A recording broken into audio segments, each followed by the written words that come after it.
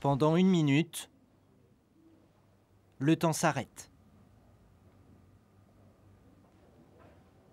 À 11 heures précises, dans toutes les écoles, collèges, lycées, en Bretagne et partout en France, chacun est invité au silence et au recueillement.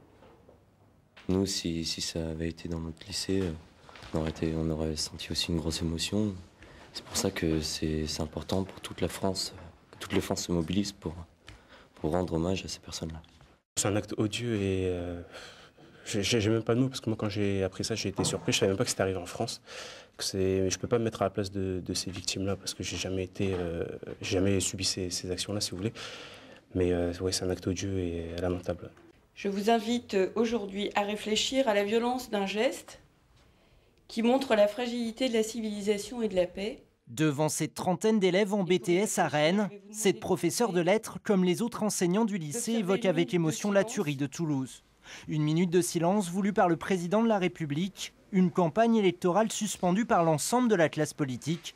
Au-delà du drame, cette enseignante ne peut s'empêcher de s'interroger. Je crains l'instrumentalisation de ce fait à d'autres fins qu'un véritable recueillement autour d'un événement qui est grave, puisque décider de tuer des enfants, c'est toujours quelque chose de très grave. 1 minute de silence, respectée ici pour les 4 victimes de la fusillade de Toulouse, mais aussi en hommage aux 3 militaires abattus la semaine dernière.